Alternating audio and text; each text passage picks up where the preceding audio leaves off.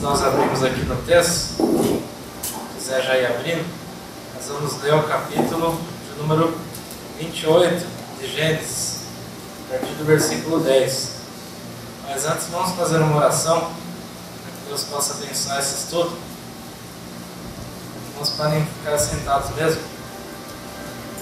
Senhor eterno, todo-poderoso, nós rogamos a Ti no nome do Teu Filho, Jesus, o Salvador, para que o Senhor venha nessa hora fazer parte conosco aqui nessa reunião, nos ensinando, ó Pai, a Tua presença, a Tua palavra, ó Pai, que ela possa se manifestar na nossa vida, que nós possamos ver a Tua presença, ó Pai, manifesta em cada um de nós, todos nós que vamos ouvir esse estudo, que vamos tentar entender a palavra do Senhor, uma porção dela, e que nessa porção nós possamos mudar as nossas vidas, as nossas atitudes, e isso me inclui também, ó Pai, nós possamos viver o verdadeiro Evangelho do Senhor. É o que nós pedimos e te agradecemos no nome de Jesus. Amém. Vamos estar lendo o texto aqui, capítulo 28 de Gênesis. Vamos continuar a paraxá passada, continuando a história aí do patriarca Jacó, capítulo 28, versículo 10.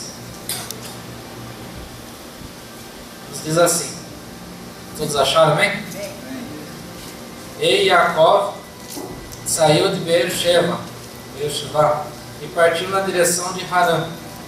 Ele chegou a uma planície e passou a noite ali, pois o sol se pusera. Ele pegou uma pedra do lugar, colocou-a sobre a cabeça e deitou-se para dormir. Sonhou que ali diante dele havia uma escada apoiada no solo. Seu topo alcançava o céu, e os anjos de Adonai subiam e desciam por meio dela. Então, repentinamente, Adonai estava em pé, perto dele, e ele disse: Sou Adonai, o Deus de Abraão, seu pai, avô, e o Deus de Isaac, seu pai. Darei a você e aos seus descendentes a terra sobre a qual você está. Seus descendentes serão tão numerosos quanto os grãos de poeira da terra.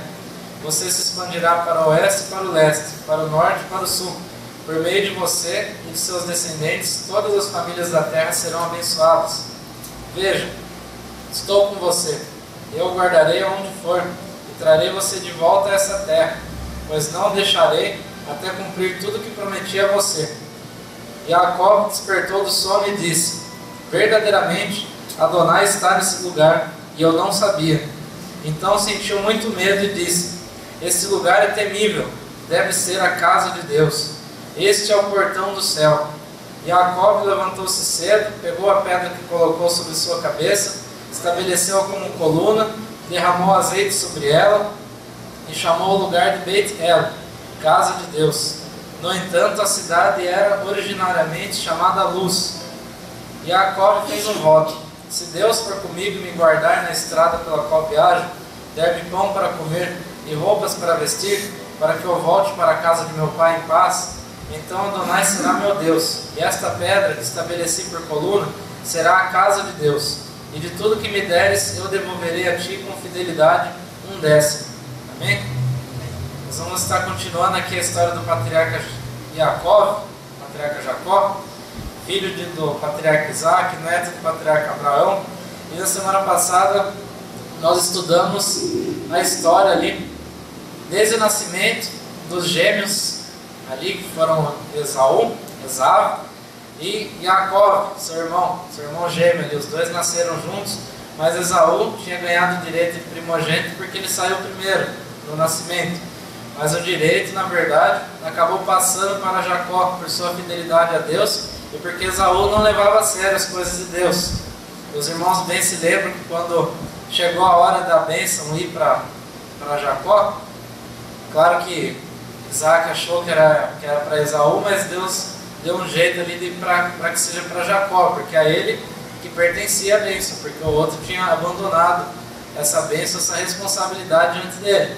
E quando nós estudamos, nós vimos que quando houve essa bênção, Esaú, quando descobriu que o seu irmão tinha levado a bênção de primogênito no seu lugar, ficou muito irado e queria matar o seu irmão. E a sua mãe, Rebeca, falou ali para o seu filho Jacó fugir, para que seu irmão não o matasse, não fizesse mal a ele. E o pai ali de Jacó, Isaac, abençoou ele e falou: não, vai para casa então do seu tio Labã, que era irmão da mãe dele, e lá você toma uma mulher para você também, para você casar. E ele saiu, e assim nós terminamos a última porção da semana passada. E no meio do caminho, nós lemos aqui, acabamos de ler, ele saiu de Beersheba, onde ele estava morando ali, saiu para Harã, que era a cidade do seu tio Labã. E no meio do caminho, ele teve uma experiência muito profunda ali com Deus. Ele teve uma experiência muito profunda com Deus, chegando numa planície. Planície é um acidente geológico ali, que aqueles lugares, campos bem planos ali, um deserto pode ser uma planície também, mas ali no meio dessa planície, ele estava cansado ali, e a noite estava caindo já, e ele estava viajando, e como ele estava viajando fugido, não deu tempo dele se aprontar muito, ele teve que fugir na hora que deu, ali, o mais cedo possível, e começou a anoitecer, ele estava sozinho, ali fugindo. Então ele procurou algum lugar para ele dormir, mas uma planície não tem lugar para dormir. Uma planície é um lugar todo descoberto, é um campo, não tem árvores, não tem nada. Só tem arbustos pequenos ali e as espécies de gramíneas. Não dá para se refugiar lá em uma planície. Então ele pegou e deitou ali, dormiu debaixo das estrelas mesmo. E para dormir, como ele não tinha muita coisa ali consigo, ele deitou no chão mesmo. E ele pegou uma pedra daquele lugar, ele não sabia que lugar era ali, e colocou essa pedra para ele usar de travesseiro. E ele usou essa pedra de travesseiro e adormeceu. Mas se os irmãos forem ver mesmo, ele estava muito confiante em Deus, que a planície é um lugar perigoso também, cheio de animais selvagens. À noite principalmente saíam ali os predadores para caçar, tinha escorpiões que saem à noite também, vários outros animais que podiam atacar a ele, fora também passagem de beduínos e outras coisas que podiam acometer a ele. Ele estava sozinho, dormindo ao relento ali, dormindo debaixo das estrelas, confiando em Deus, e ainda dormiu tranquilo. E no sonho, no sono de Jacó, um sono tranquilo ali que ele teve, Deus revela a ele. Deus dá um sonho profético para ele, um sonho ali, uma visão na forma de sonho. E nessa visão ali, Jacó vê coisas profundas ali de Deus, que nós vamos também aprender coisas profundas a partir dessa visão, que nós vamos começar aqui por ela. E o que ele vê? Depois que ele dormiu ali naquela pedra, no meio daquela planície, ele começou a ter um sonho. E nesse sonho ele viu uma grande escada, um lado da escada estava encostado na terra, naquele lugar onde ele estava ali, e o topo da escada não podia se ver, porque atravessava os céus. E ele disse que anjos subiam, os anjos do Senhor, os anjos de Adonai subiam e desciam dessa escada. E no topo da escada, ali na visão, ele vê o Deus Todo-Poderoso, revelado a ele em visão que ele estava ali no topo da escada, nos céus. E depois, quando ele teve essa visão, Deus falou com ele. E, de repente, isso no sonho que ele estava tendo, o Senhor veio ali ao seu lado, ficou de pé ao seu lado e disse para ele: sou Adonai, o Deus de Abraão, seu pai, e o Deus de Isaac. Darei a você e aos seus descendentes a terra sobre a qual você está. Ele confirma a promessa que já estava sobre a vida dele. Ele confirma o quê? A herança de Jacó. Porque nós vemos que Abraão teve essa herança, Deus deu essa promessa para Abraão primeiramente, chamou ali Abraão e falou: sua descendência abençoará as famílias da terra, sua descendência será numerosa, será um povo forte, um povo que onde vai recair o meu nome sobre esse povo. E depois foi passada para Isaac, que era o filho da promessa, o filho ali que Deus tinha prometido para Abraão, que era o filho de Sara. E depois ali, que era para ser passado por Esaú, mas como Jacó foi dito digno de ter essa bênção da primogenitura por parte do pai, mas Deus ainda não havia confirmado isso. E Deus aqui já confirma direto que Jacó seria o próximo patriarca mesmo, e que dele Deus faria a nação que tinha prometido a Abraão, e não por Esaú, porque Esaú foi infiel. Esaú não merecia esse direito, mas esse direito passou para Jacó, e Deus confirma para Jacó que era ele que Deus tinha escolhido para fazer a nação, para que dele surgisse a nação que ia portar o nome de Deus. E depois Jacó acorda todo assustado ali, e ele diz assim: verdadeiramente o Senhor está nesse lugar e eu não sabia. Sentiu muito medo. Ele falou assim: esse lugar é temível, deve ser a casa de Deus, Betel, casa de Deus, ou Betel, nós aportuguesamos, e este é o portão do céu. Jacó levantou cedo, pegou a pedra que colocou sobre a sua cabeça, que ele usou de travesseiro, estabeleceu-a como coluna, derramou azeite sobre ela, ungiu, e chamou aquele lugar de casa de Deus, Beit El, casa de Deus. E o que tudo isso vem significar para nós? Uma leitura superficial, a gente não consegue ver os segredos que estão contidos aqui nessa passagem. Mas se você prestar atenção na visão que Jacó teve, que não foi uma coisa física que aconteceu, foi uma visão. Quando Deus dá uma visão em sonhos, ou uma visão acordada também para alguém, Deus mostra através de metáforas, para a pessoa poder entender o recado que Ele quer passar. Como disse também os sábios que fizeram o Talmud, que é uma parte da Torá oral, a parte da Mishnah, que é a última, o Talmud, eles falam uma frase que resume isso, que diz assim, falou a Torá conforme a linguagem dos seres humanos. O que quer dizer isso para nós? Que Deus e o mundo espiritual é algo ininteligível para nós. Não tem como a gente compreender a essência, principalmente de Deus. Principalmente de Deus. Então Deus ele fala de um jeito conforme a linguagem dos seres humanos, um jeito que você entenda ele. Mas Deus aqui, ele se revela para Jacó não em toda a sua essência, porque a essência de Deus ninguém conheceu. Por quê? Porque a própria Bíblia fala, que Deus fala ali para Moisés, quando Moisés pede: Deus, eu quero ver as tuas faces. Deus fala: então eu vou fazer minha bondade passar sobre você. Nós vamos ver mais tarde isso. Depois ele pede: mas eu quero ver a sua glória. Quando ele pediu a glória mesmo, ele estava pedindo para ver a essência de Deus. O que Deus responde para Moisés nesse segundo pedido? Ele fala assim: a minha face, porém, você não verá, porque não há homem que veja a minha face e continue vivo. Não há ninguém que veja a minha face e continue vivo, porque não tem como você conhecer. A gente não está preparado, e na minha opinião, acho que a gente nunca vai estar preparado para conhecer a Deus por completo. A gente vai estar sempre conhecendo Ele, sempre conhecendo. Mas a essência por completo você não pode conhecer, porque é algo muito além da nossa percepção. A gente morreria mesmo, com tamanha glória que seja. Mas essa glória que eu estou falando não é uma glória no sentido físico, não. É uma glória muito maior, porque Deus ele é além de todas as coisas. Ele é além do tempo, Ele é além do espaço, Ele é além do mundo, Ele é além de qualquer grandeza, Qualquer coisa que você compara a Deus é só efeito de metáfora, é só efeito para as pessoas entenderem. Mas nada você se compara a Deus, nada você compara a Deus. O próprio Isaías falou, ali Deus usou a boca do profeta Isaías e falou: a quem me comparareis? Ou a quem farei semelhante ao Altíssimo? Eu, Deus Altíssimo, a quem? Não tem nada semelhante a Deus, nada. Então Deus fala por meio dessas metáforas para que nós venhamos a entender aquilo que Ele quer falar para nós. Porque Deus, por exemplo, Ele não tem braço, Ele não é corpóreo, Deus não tem um corpo, Deus não é ser humano. Mas Ele fala ali que o braço do Senhor estava estendido para nós entendermos que Ele estava protegendo o povo, mas não que Ele tinha um braço. Que Deus estava ali naquele momento, mas Deus está em todos os lugares ao mesmo tempo. Mas quando a Bíblia fala, mas Deus estava aqui, quando Jacó diz aqui, ó, Deus está nesse lugar, mas Deus não está em todo lugar. Mas ali que ele está falando é a presença visível de Deus, a manifestação da glória dele. É isso. E os irmãos já vão entender o porquê que esse lugar ali tinha a presença de Deus.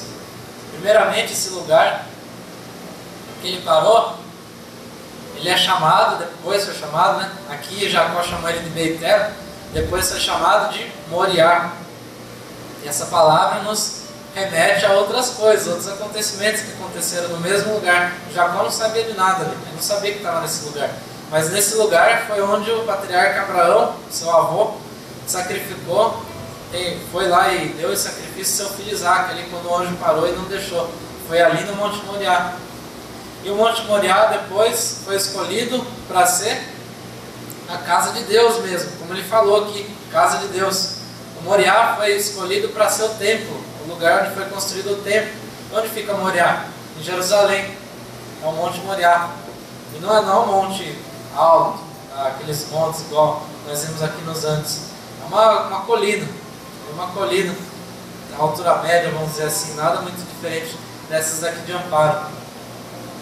E ali foi escolhido para que Deus habitasse. A casa de Deus foi construída ali. Depois do tabernáculo, quando foi escolhido um lugar fixo para Deus, para que fosse a casa de Deus, foi escolhido ali o primeiro templo, que foi Salomão que construiu, foi bem ali que foi colocado. Deus falou: olha, aqui vai repousar a minha glória, aqui vai repousar o meu nome. Depois, quando foi destruído esse templo de Salomão, foi reconstruído por Neemias de novo, no mesmo lugar. Depois, hoje em dia, o que está lá? Está uma mesquita, o Novo da Rocha, nesse lugar. Os muçulmanos tomaram ali, naquele lugar. E ainda é protegida ali, naquele lugar, mas hoje em dia virou uma mesquita muçulmana, porque ali dizem que Maomé ascendeu até os céus com a ajuda do anjo Gabriel e acabou sendo cercado. E depois nós vamos ver que Jesus vai reinar lá, de lá também, em Jerusalém, durante o milênio. É de lá que ele vai reinar, lá vai ser construído um templo. Ezequiel fala que vai ser construído um quarto templo ali. Quarto porque na tribulação vai ter um também. Mas vai ser construído um quarto templo mais glorioso do que o de Salomão. E ali, de lá, Jesus vai reinar sobre as nações. E quando a nova Jerusalém descer, ela vai descer ali também. Então esse é um lugar especial, os irmãos concordam, não é um lugar qualquer, que vai acontecer qualquer coisa, não é um lugar como qualquer outro. Deus ouve a oração de todos os lugares da terra, Deus ouve você onde você estiver, mas esse lugar é um lugar especial, não por ser algo como os idólatras falam, esse lugar é especial, então vou ter que rezar nesse lugar, vou ter que fazer sacrifício nesse lugar, vou ter que ir pelo menos uma vez na minha vida lá. Não é isso. Mas é um lugar ali que Deus escolheu para fazer o que nós vamos ver aqui. A conexão entre o céu e a terra. Porque quando Jacó sonhou, ele viu uma escada. E a escada nada mais é do que um instrumento para conectar lugar alto e lugar baixo. Não que o céu esteja no alto, como nós dizemos. O céu é um lugar espiritual. O céu faz parte do mundo espiritual. É o lugar de habitação da presença de Deus. Deus habita em todos os lugares, mas é o lugar da habitação da presença visível, da essência de Deus, o céu. Os céus que nós dizemos aqui. E eles estavam conectados, e lá em cima, Jacó disse que estava o Deus Todo-Poderoso. Estava lá em cima. E os anjos de Deus subiam e desciam. Isso aí é o que? É uma conexão. Esse lugar, então, ele seria para ter uma conexão entre o céu e a terra. Uma conexão que levasse o homem até Deus e também trouxesse renovação até essa terra. Por isso que eu digo que aqui nós aprendemos também que nós temos que buscar a presença de Deus mais e mais. Você nunca vai se cansar de buscar Deus, porque Deus, ele é infinito. Quanto mais você busca Ele, mais tem para conhecer. Deus é infinito, em sua essência Ele é infinito. Não tem como conhecer Deus totalmente. Você vai estar sempre conhecendo Ele, mas nessa sabedoria que todo mundo deve buscar, não é só quem tem mais estudo, quem tem menos estudo, todos devem buscar Deus, todos. Os mais simples, os mais estudados, todo mundo tem que buscar a sabedoria em Deus, orando, conversando com Ele e buscando a sua palavra. Assim nós conhecemos a Deus, nós conhecemos a Ele. Mas além de você conhecer, quando você conhece, você se eleva. Esse elevar aqui não é você se tornar mais alto. Essa palavra elevar aqui é um termo metafórico também. Você se elevar é você atingir um patamar melhor na sua vida. A sabedoria, Salomão ele sempre fala nos livros de Provérbios, Eclesiastes, que ela é uma arma poderosa para a nossa vida e ela eleva a vida da pessoa para lugares mais altos, para lugares melhores. A sabedoria salva, Salomão fala.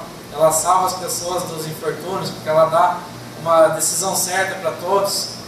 E você, quanto mais você conhece de Deus, mais você é abençoado com isso. Mais você melhora a sua vida, mais você quer melhorar a sua vida, mais o seu relacionamento com Deus fica melhor, mais você tem intimidade, mais você conhece de Deus. Mas não é só isso. Não é só isso. Quando você sobe, você também tem que descer depois. E o que é esse descer? Que é quando você vive a sua vida só para ir para o céu, você só está só querendo subir. Só está querendo subir. Quando você vive a sua vida só pelo céu, você só quer subir. Mas a Bíblia também fala para nós descermos. E o que é isso? Você não deve viver a sua vida de cristão com o objetivo principal, com o motivo principal de ir para o céu. Não. Mas então não posso querer ir para o céu? Não estou falando isso. Mas o motivo de você servir a Deus não deve ser o céu. Deve ser o amor a Deus. Porque você ama a Deus.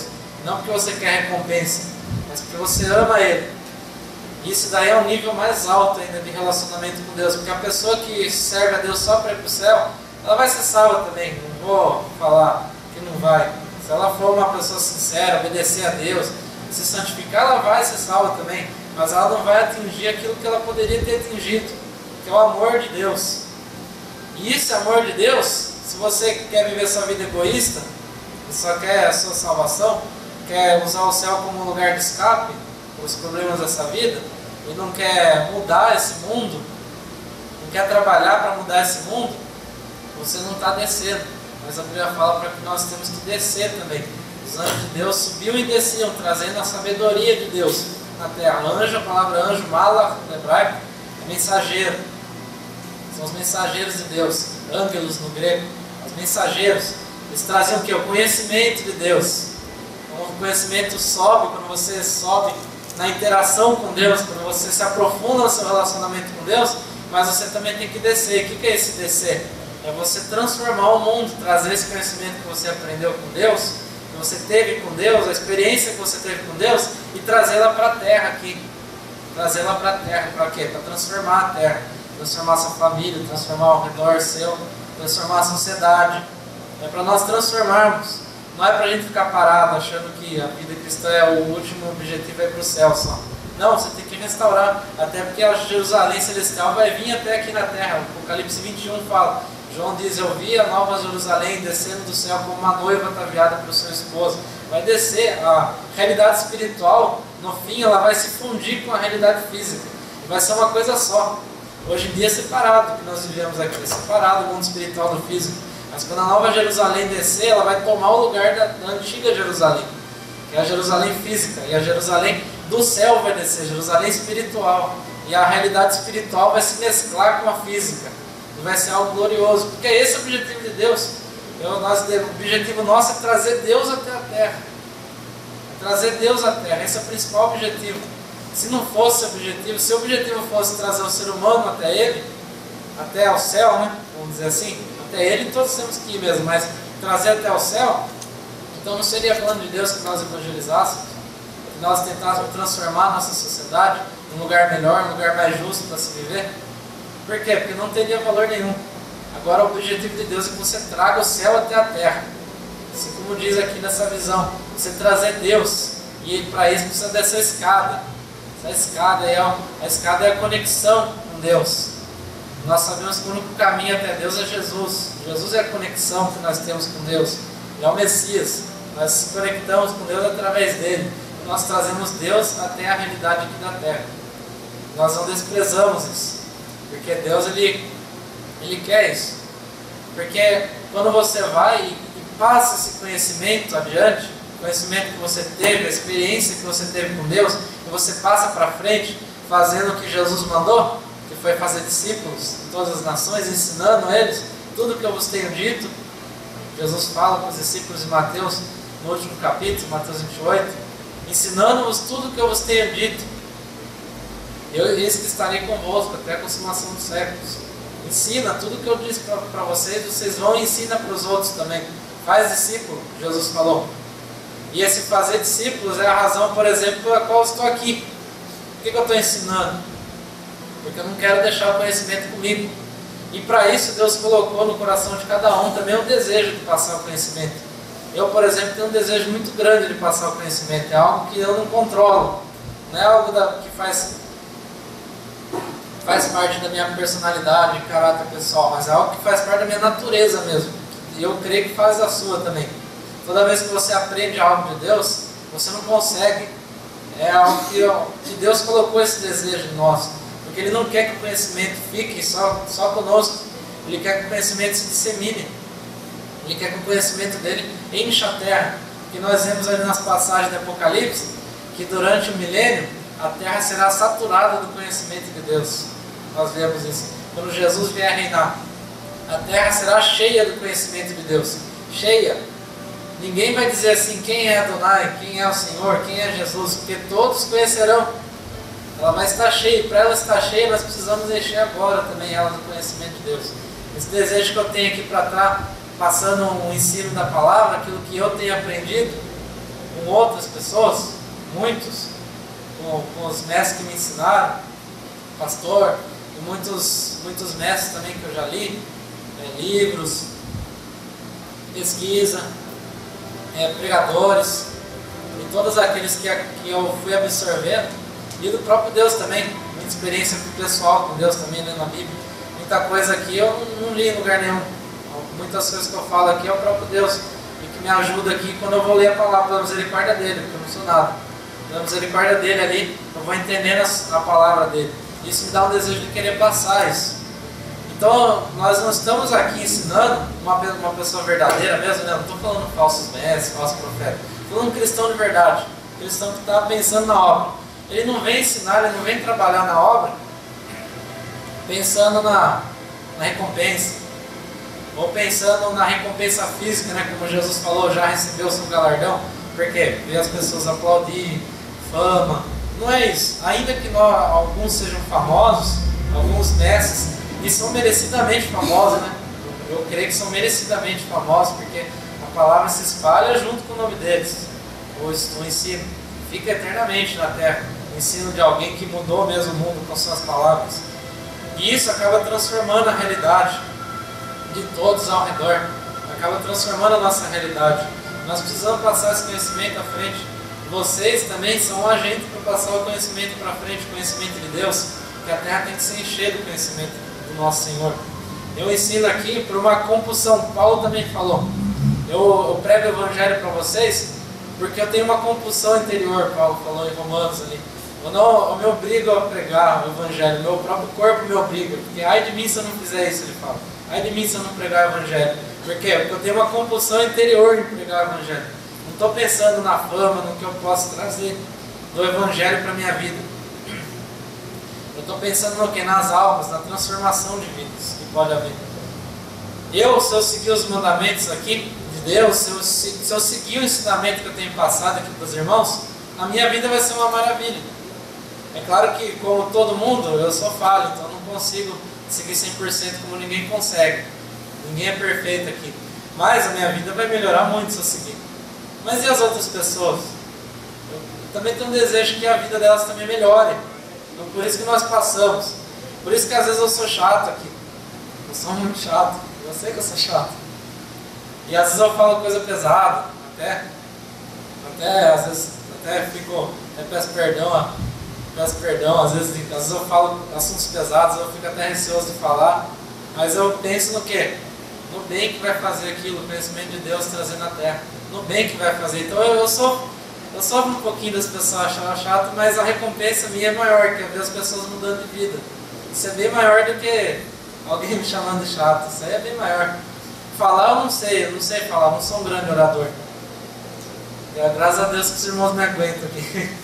O conhecimento que eu tenho que passar para os irmãos. Não sou um grande orador, não tenho grandes faculdades de falar, de cativar, mas com o que eu tenho, com o pouquinho que eu tenho aqui de capacidade, eu tento passar aqui algo para os irmãos, para que a vida dos irmãos mude, para que a vida dos irmãos se transforme. Se eu seguir, e se eu não seguir também isso que eu estou falando, e os irmãos seguirem, os irmãos vão se dar bem e eu vou me dar mal. É bom para quem seguir. Se os irmãos seguirem a palavra de Deus, e eu não seguir, eu não quiser seguir, mas só falar conhecimento, porque conhecimento isso não vale nada se você não aplicar na sua vida. Se eu só falar aqui para os irmãos, tenha certeza que você vai ser abençoado. Quem vai ser amaldiçoado sou eu, que não sigo.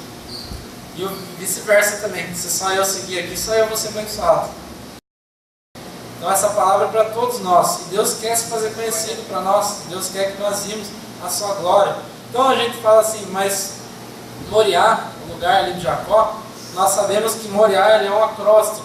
O acróstico é uma palavra que cada letrinha quer dizer outra palavra, igual Amém. Amém é um acróstico também. Amém é uma palavra que é Adonai, que é o A, né? Portuguesando. O Aleph ali. Amém, Melech, que é rei, Nemã, fiel. Então o Senhor é rei fiel, isso é Amém. Quando você fala Amém, você está falando o Senhor é rei fiel.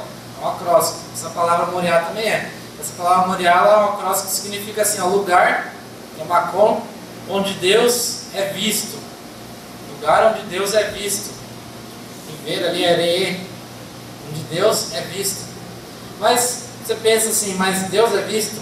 Mas você não acabou de falar para mim que ninguém nunca viu Deus? O próprio Deus falou isso para Moisés. Ninguém nunca me viu. Porque se alguém me visse, não aguentaria. Então por que fala ali o lugar onde Deus é visto? Não é visto da essência de Deus, mas é visto a sua ação. A manifestação. Quando nós falamos assim no culto, né? Aquele culto estava maravilhoso porque Deus estava presente. Mas Deus já não estava presente? Porque Deus não é onipresente, Ele não está em todos os lugares. Então por que a gente fala que naquele culto específico, olha irmão, Deus estava presente naquele culto.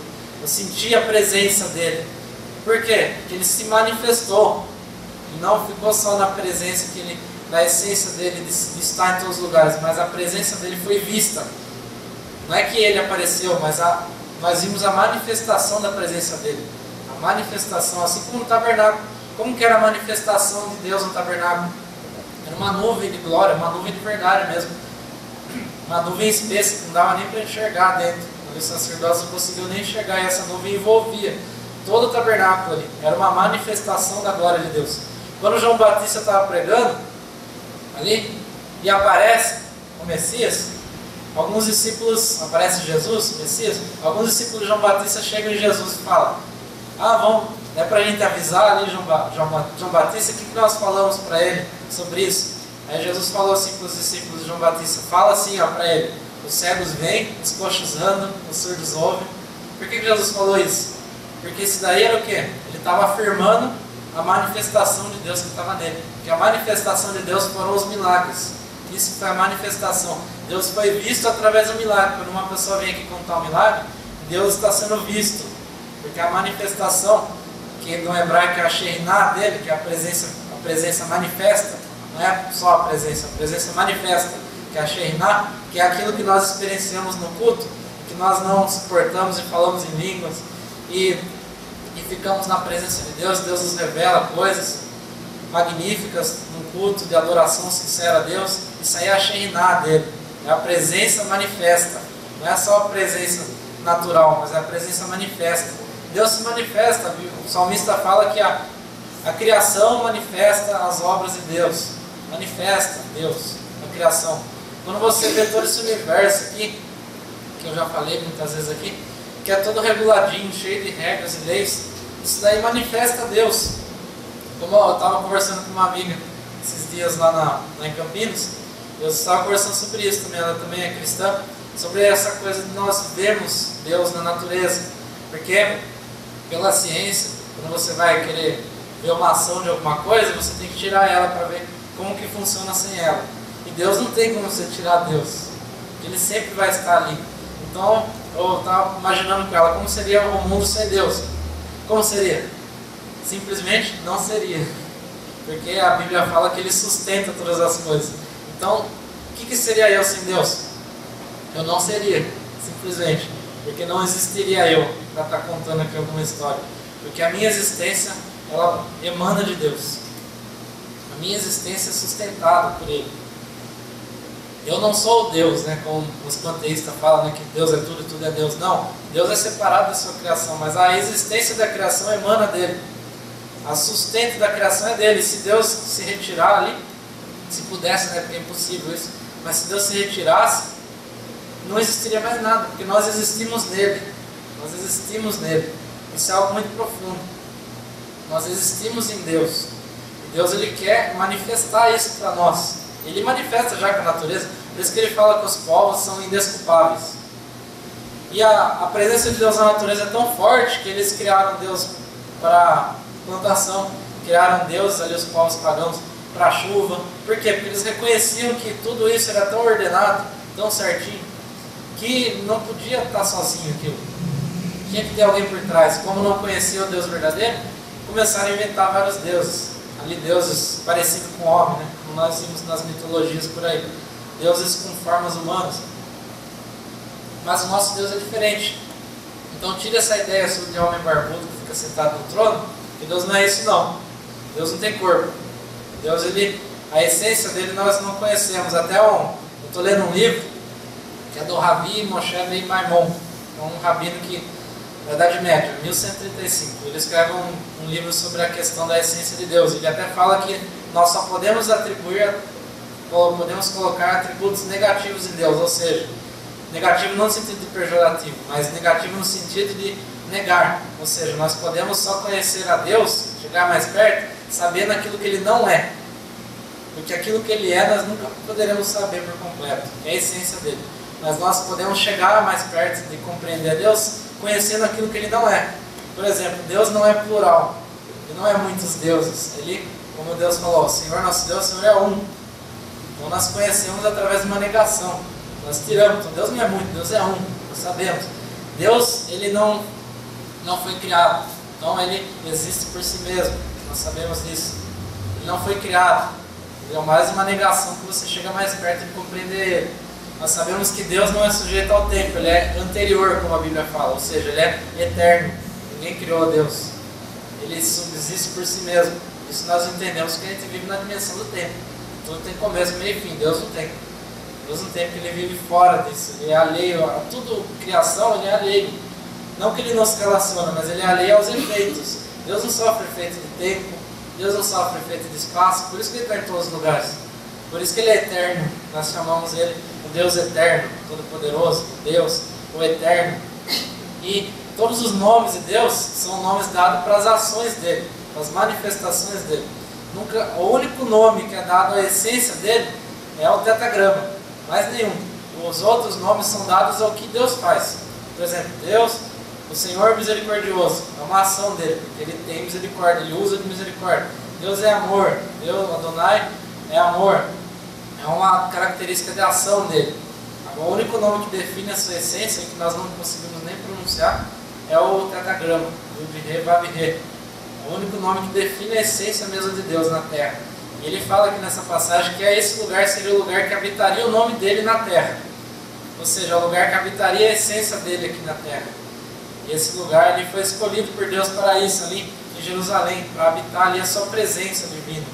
Não, como eu disse, que Deus não possa responder de vários lugares, mas Deus escolheu aquele lugar como especial, como o ponto de encontro do mundo espiritual com o mundo físico, que vai acontecer em breve. Vai acontecer em breve, ora vem Senhor Jesus. E vai acontecer esse encontro entre o físico e o espiritual. Nós sabemos disso. E Deus, então nós devemos transformar o mundo através do conhecimento de Deus. Paulo fala também transformar-nos através da renovação do vosso entendimento. Para esse mundo aqui, para esse mundo de justiça. Mas nós podemos trazer justiça a esse mundo também. Através da justiça de Deus na terra. Nós podemos conhecer mais a Deus através da sua manifestação. Então busque pela presença dEle. Busque pela presença verdadeira de Deus, que Ele vai se revelar a você. Nós sabemos que a essência dEle não será revelada a nós, mas Ele vai revelar a manifestação na sua vida. Você fala, nunca vi Deus? Você viu sim, quando Ele se manifestou na sua vida várias vezes. Os milagres que Ele fez, na ajuda que Ele dá, o fato de você estar sentado aí me ouvindo vivo, também é uma manifestação dEle, porque sem Ele nada existia. Eu quero dizer que tudo isso emana dEle. E a manifestação dEle está em todos os lugares. E Jacó então reconhece esse lugar como a casa de Deus, porque Deus estava ali e seria futuramente a casa mesmo de Deus. Que nós chamamos o templo de Deus. E depois ele faz um voto a Deus: se o Senhor me abençoar e me der pão para comer, me der roupa para vestir, eu serei fiel, o Senhor será meu Deus, e eu devolverei a ti com fidelidade os dízimos e tudo que eu tiver. E daria ali ao templo de Deus, daria aos sacerdotes que viriam ali cuidar do templo de Deus. E depois, até a parte de Deus, uma coisa interessante também que eu pesquisei, na parte da essência de Deus, que Deus não necessita de nada para criar. Ele cria a partir do nada, Ele é o único que faz isso. Ele é o único que cria a partir do nada. Você cria a partir daquilo que já existe já. Tudo que o homem cria a partir daquilo que já existe. A ciência avança em cima do que o outro fez atrás. Sempre isso. Nós criamos com base em coisa que a gente conhece já. Agora Deus, Ele cria do nada, Ele é o único. Ex nihilo, que fala em latim. Criar a partir do nada. E a palavra até que é em hebraico, criar a partir do nada, que é a partir da palavra de Deus, é uma palavra conhecida de todo mundo. Ah, mas eu nunca fiz hebraico, mas todo mundo usa. Em show de mágica. Abracadabra. Porque abracadabra é uma palavra que quer dizer, é uma palavra que veio do hebraico, que é avrak-davra, que é criar a partir do nada. Por isso que é mágico a palavra abracadabra parece pombinha, ó. É como se estivesse criando a partir do nada ali, saindo do vácuo, né? Mas é só Deus que tem esse abracadabra, né? Só Deus que Ele tem o abracadabra, que é criar a partir da palavra dele, sem precisar de nada. Só Ele que faz isso. E continuando aqui a história, nós vemos aqui a história de Jacó. Depois de toda essa revelação de Deus a ele, foi importantíssimo para todas as gerações seguintes. Ele continua o seu caminho ali, ele continua o seu caminho até a casa de Labã, e ele chega ali na região do leste, na região do povo do leste que estavam ali, e tinha vários pastores de ovelhas, tinha uma fonte de água que havia uma pedra muito grande ali, você tinha que empurrar a pedra para sair água para as ovelhas beberem ali. Os pastores estavam todos ali, ele aproveitou para ver se ele estava no caminho certo. Ele chegou para os pastores ali e perguntou se conheciam Labã, se eles eram de Arã. Eles eram todos de Arã, a mesma terra que Labã. Ah, você conhece ele? Conheço, inclusive a filha dele está vindo aí com as ovelhas. A Raquel, que nós conhecemos, na hebraica Rahel. E ela estava vindo com as ovelhas, que ela cuidava das ovelhas do pai dela, Labã. Veio com as ovelhinhas lá e Jacó já se apaixonou por ela ali à primeira vista, porque a Bíblia fala que ela era muito formosa à vista. Ao contrário da sua irmã, que a Bíblia fala que era meio apagadinha ali, que tinha os olhos fracos ali, a Bíblia fala. É uma pessoa mais mirradinha, vamos dizer assim, né? E Jacó gostou já direto da Raquel. E ali ele deu, como ela era parente, né? Ele sabia que ela era a prima dele, a prima ali, porque era a filha de seu tio. Ele deu um beijo de cumprimento ali a ele. Deu um beijo nela de cumprimento, como se fazia no costume ali entre famílias só. Só que era imoral fazer quando não estava com família, né? Imoral ali para a cultura da época. Eles não, quando uma pessoa se cumprimentava com um beijo, ele não fosse a família, eles ficavam meio olhando torto. Nessa terra aqui, pelo menos, eles faziam isso. Jacó ficou triste, né? Porque acharam que ele estava sendo imoral, porque não sabiam que era a prima dele. Aí ele fala que ele chorou em alta voz. A Jacó chorou em alta voz ali por causa disso. E ele chorou por outro motivo também. Um motivo muito óbvio. Vocês, irmãos, eu acabei de falar aqui, os irmãos lembram que ele estava vindo com o que na mão? Com nada. Ele veio sozinho, não trouxe nem servo, escravo, ovelha, cabelo, não trouxe nada, ele foi sozinho. Ele foi sozinho ali para a terra de Labão, fugido, né? Fugido não pode levar muita coisa quem está fugido. E qual que era o sentimento dele, se você for parar para pensar aqui? Quando você vai desposar uma mulher naquela época, você tinha que levar um presente para o pai dela. Esse era o costume da época ali. E Labão, como nós vamos ver, ele era bem egoísta e ele era muito fã de dinheiro. Ele queria riqueza mesmo. E ele não gostou muito dessa ideia não, de ter um genro pobre, né? Ele não era pobre, Jacó, porque a família de Isaac era rica, mas ele não trouxe nada. Ele veio fugir. Não trouxe nada. Ele chorou por causa disso. Estava triste. Por isso que ele se ofereceu a Labão e falou assim, ó, pela sua filha Raquel que eu me apaixonei, eu trabalho 7 anos. Ele não tinha nada com o que pagar. Porque se lembra quando Eliezer foi chamar ali Rebeca para se casar com Isaac, ele trouxe camelo, trouxe ouro, trouxe joias, e deu tudo lá para o pai dela, que é Betuel. Deu tudo para ele lá, as joias como presente ali, que a filha ia sair da casa e ia morar com Isaac. E Jacó chega com mãos abanando lá na casa. E Labão não gostou nada disso. E botou ele para trabalhar. E como a filhinha dele não arrumava o marido de jeito nenhum, né? Ele deu um jeito de empurrar ela para Jacó. Deu um jeito de empurrar ali. E como que foi isso? Jacó estava trabalhando 7 anos por causa da Raquel. Ele não queria saber da Léia. Apesar da Léia, não se julga o caráter dela aqui. Com certeza ela era uma pessoa boa também, era uma justa serva de Deus. Mas Jacó não queria ela, estava apaixonado por Raquel. E continuou apaixonado também depois que casou. Depois que casou, continuou apaixonado só por Raquel. Até que o filho mais querido era quem? José. José era filho de quem? De Raquel. Não era filho da Léia. Os filhos da Léia eram tudo invejosos, porque o pai dava atenção mais com José. E nós vamos ver nas paraxás seguintes, essa atenção que ele tinha. E o que aconteceu então? Que daí surgiu o costume dos judeus sempre verem a noiva antes do casamento, para dar uma conferida. Ver se a noiva certa que vai casar. Foi por causa desse episódio aqui. Que a noiva, no casamento judaico tradicional, casa de véu. Não dá para ver o rosto dela. Não dá para ver o rosto, só na noite de núpcias. Geralmente na noite de núpcias estava todo mundo cheio do vinho. Então não estava batendo muito bem na cabeça ali. É o que aconteceu com Jacó, que Labão, né, soltou vinho na festa do casamento.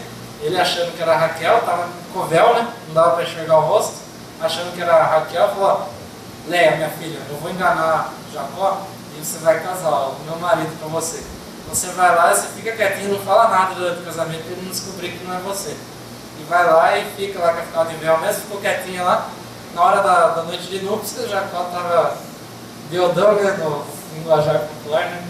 Tava todo mamado de vinho, né? Não estava batendo bem nas ideias lá. E teve a noite de núpcias com Léia, sem querer né? Teve a noite de núpcias com Léia, enganado por seu sogro Labão. E daí ele chegou tudo bravo com Labão: mas eu queria a Raquel, você me deu Léia. Aí Labão, que era espertinho, que nem sei o que, pegou e falou para ele assim: não, mas é que aqui é costume dar a filha mais velha primeiro. Aqui é costume dar. Toda desculpa, né?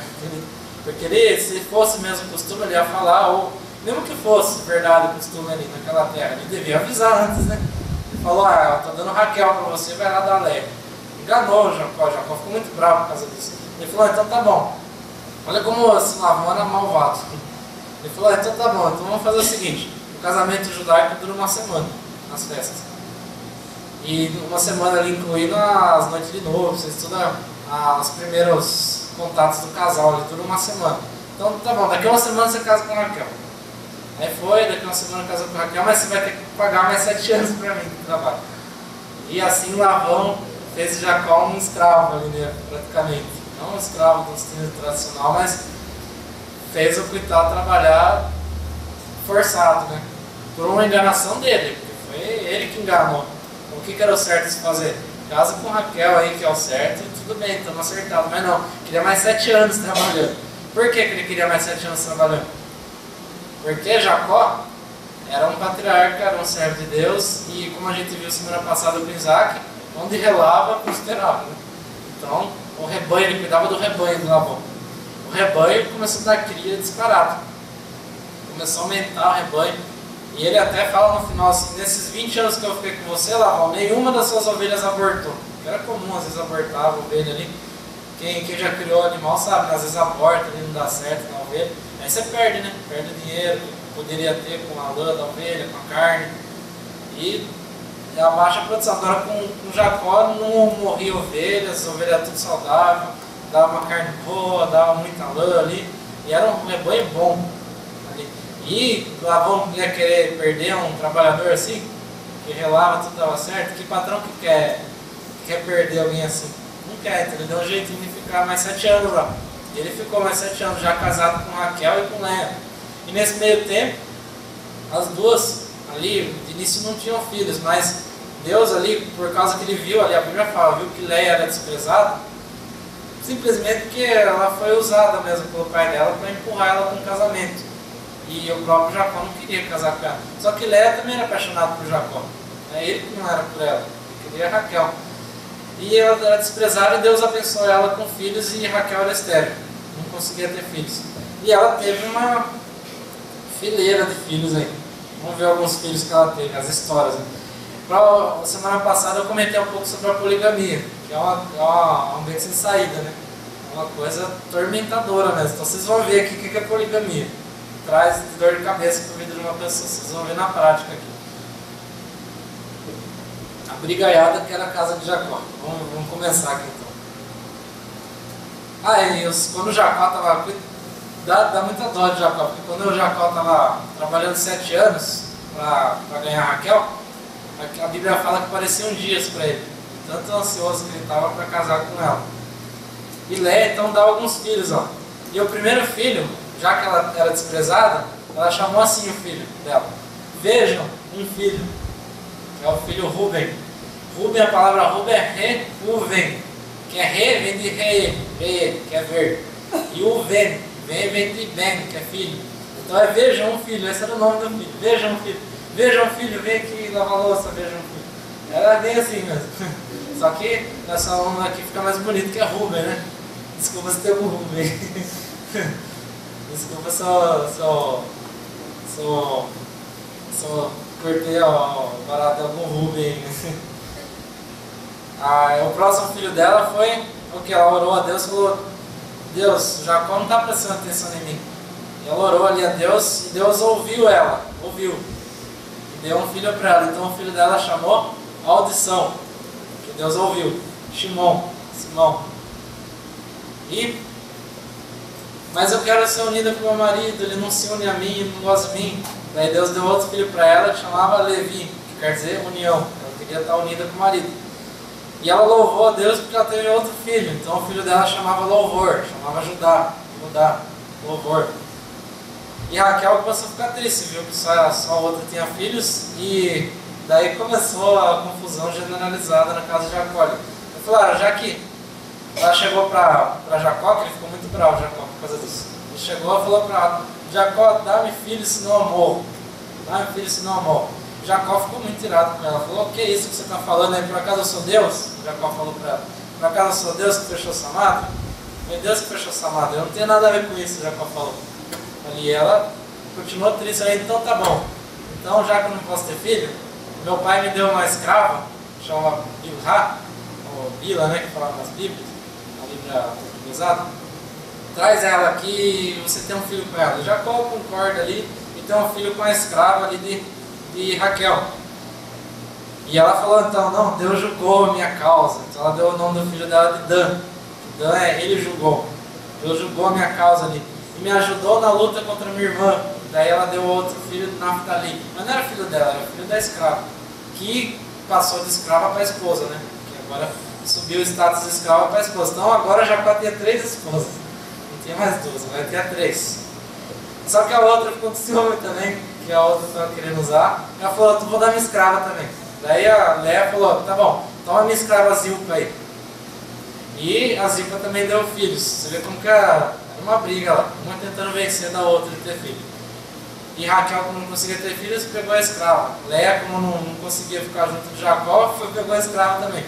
E deu ali o nome do filho dela de Gade, que é afortunado. E ela ficou feliz da vida e chamou o filho dela de Feliz, Asher. O nome dele, Asher, quer dizer feliz.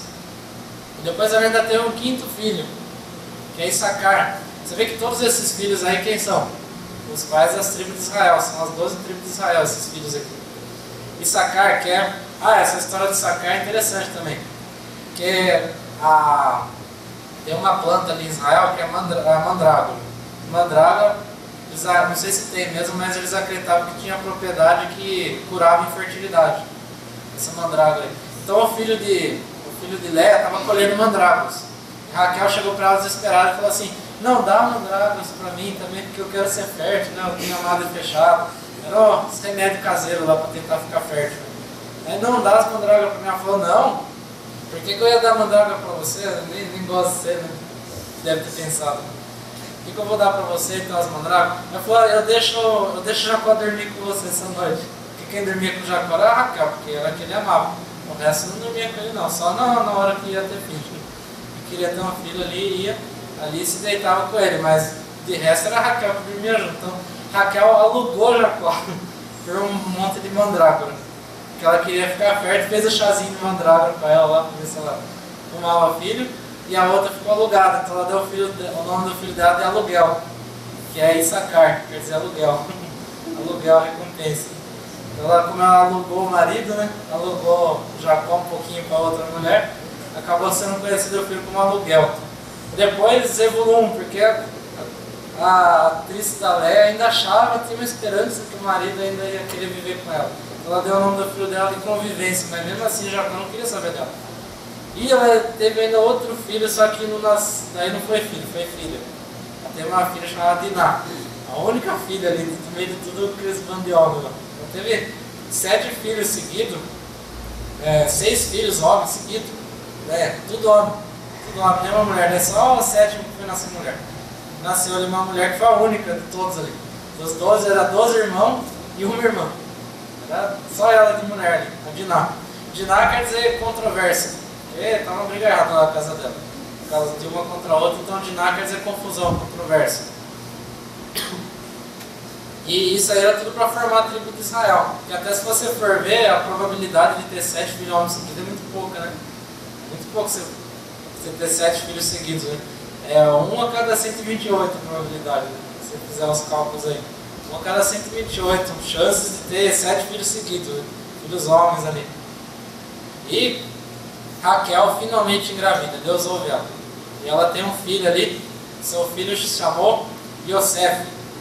Yosef vem da raiz acrescentar. Por quê? Porque ela já teve um filho pensando em ter outro filho. Yosef aqui ele acrescente. Por quê? Porque ela teve Yosef já querendo ter outro. Ela falou assim: Deus, esse aí vai ser o primeiro de muitos. Então aqui ele acrescente, que eu tenha mais filhos aí. E o outro filho dela é só a semana que vem, que a gente vai falar dele, que é Benjamim. Benjamim não nasceu agora, nasceu só na outra paraxá. E depois continuou toda essa bagunça na casa. E acabou os 7 anos que Jacó tinha trabalhado. Ele foi falar com Labão. Daí ele trabalhou mais alguns anos, trabalhou mais 6 anos, por causa do rebanho, porque não tinha nada Jacó. E foi pobre e estava sem nada ali, porque era tudo de Labão. Ele trabalhava, vou trabalhar em troca de, agora de salário de verdade, né? Não é mais por mulher. Agora eu quero salário mesmo, salário físico. Então ele ia trabalhar com algum pagamento de ovelhas, então algumas ovelhas iam ficar para ele. E Deus abençoou muito. Labão quis enganar Jacó de novo, mas não conseguiu, porque Deus era com Jacó. Porque a ovelha mais rara era malhada. Nascia bem pouquinho. Ovelha malhada, listrada, malhada. Daí Labão chegou para Jacó e falou: então tá bom, todas malhadas ficam assim, pouquinho, né? Daí só nasceu malhada. Daí ele falou: nossa, só tá nascendo malhada, né? Então malhada com malhada é para dar malhada, né? Segundo a genética, né? Para dar malhada. Daí já Labão trocou, falou: então agora você não vai mais ficar com a malhada, você vai ficar com a branquinha. Daí só nasceu branquinha. Daí assim Jacó, um monte de vezes, 10 vezes aconteceu isso, 10 vezes. 10 vezes ele trocou e Deus trocou de novo também. Deus trocou nas primeiras ovelhas. Assim Jacó foi tendo um monte de ovelhas, ganhou do sogro ali. Várias ovelhas ali, porque Deus era com Jacó. E ele falou: agora tá bom, posso ir embora agora para minha casa. Deus falou com Jacó: vai embora para tua parentela, arrumar as coisas com teu irmão lá. Estava tudo brigado ainda, o irmão dele queria matar ele. Vai lá para sua parentela de novo que eu sou com você. Aí ele foi embora, Labão não queria que ele fosse embora não. Labão queria que ele ficasse lá, porque dava lucro para ele, né? Dava muito dinheiro para ele. É igual a adivinha lá que Paulo se encontrou ali, tem uma adivinha na cidade que ficava atrás de Paulo ali. Ah, esse é o servo de Deus, esse é o servo de Deus. Ela dava muito lucro para os donos dela, esse escravo, que era adivinha lá pelos espíritos. Os espíritos malignos estavam nela. Aí Paulo falou, estou exposto no nome de Jesus. Aí saiu o espírito e todo mundo quis apedrejar Paulo porque eles perderam dinheiro. Porque ele dava lucro. E Jacó dava lucro para Labão também, dava muito dinheiro. Muito gado, né? Dinheiro não tinha tanto valor na época, mas dava muito gado, muita riqueza ali para Labão. E ele foi embora escondido do sogro. Daí o sogro foi atrás dele. Falou assim, vai, eu tô com o meu exército aqui, se você não devolver minhas filhas, minhas coisas aí, eu vou atacar você. Daí Jacó falou, pô Labão, eu fiquei 20 anos com você, suas ovelhas nunca abortaram, eu só dei lucro para você. Você fez eu casar com essa filha que eu não queria. Você fez a minha vida um caos. Você fez a minha vida uma bagunça. Agora você vem falar isso, a gente tem que ir embora. Mas você não deixou nem eu me despedir das minhas filhas, então espere agora. Espere agora. E por que você levou meus deuses? Eu não levei Deus nenhum. Não, você levou meus deuses sim, você levou minhas estatuinhas lá dos meus ídolos. Não levei. Pode procurar aí, quem você achar com um ídolo, você pode matar. Você pode mandar matar. E Raquel até roubou dos ídolos. Ela estava sentada no camelo em cima das estátuas lá. Pegou os ídolos do pai dela, colocou embaixo da cela do camelo e sentou em cima. Daí, quando eu estava falando, manda vasculhar, os soldados ali foram vasculhar. Aí, quando falaram, desce aí do camelo para eu vasculhar, ela falou, naqueles dias eu não posso descer, deixa eu ficar quietinha aqui. Ela falou isso mesmo, pode ler na Bíblia, ela estava nos dias de mulher, né? Ali. E ela falou, não, deixa eu ficar sentada, porque eu estou com dor de cabeça, com cólica, né? Com cólica, eu não quero descer do camelo. Vai esconder os ídolos que ela tinha pegado. E aí não achou os ídolos ali que ela tinha pegado. E foram embora e Labão ali fez uma aliança com Jacó. Então assim, agora nós vamos aqui fazer uma aliança e erigir ali uma coluna como testemunho dessa aliança. Que eis essa pilha, eis essa coluna que levantei entre mim e você. Que esta pilha seja uma testemunha. E que a coluna seja uma testemunha de que não ultrapassarei esta pilha na sua direção, nem você ultrapassará a pilha e a coluna na minha direção, para fazer-me o mal. Que o Deus de Abraão e também o Deus de Nahor, o Deus de seu pai, julgue entre nós. Jacó, porém, jurou por aquele que seu pai Isaac temia, Deus. E Jacó ofereceu um sacrifício sobre a montanha e convidou os parentes para a refeição. Eles se alimentaram e passaram a noite toda sobre a montanha. E depois desse acordo que os dois fizeram. Aí, finalmente, Jacó estava livre do sogro chato dele. E só atormentou a vida dele, só enganou. Estou aos 20 anos enganando o genro.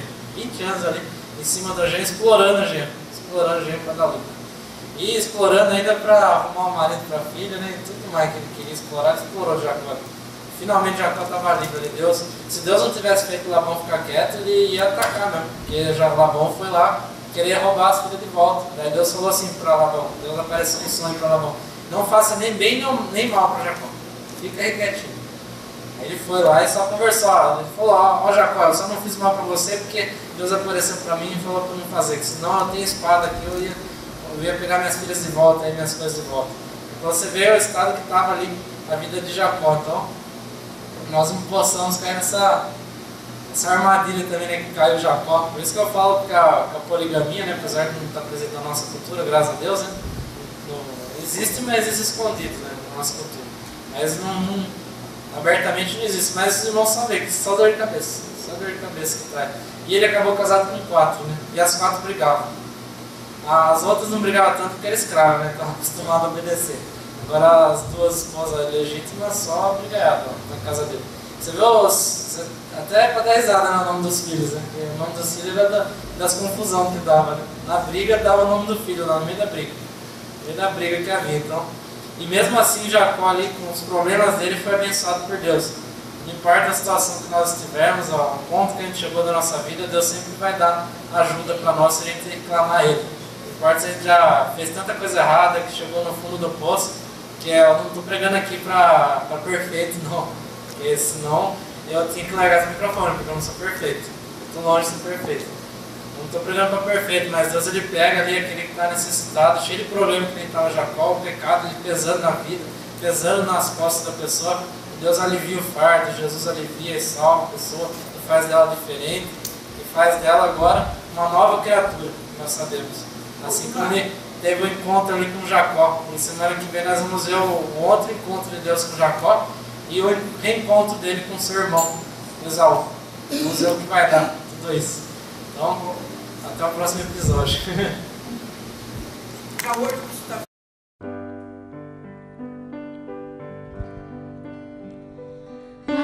Be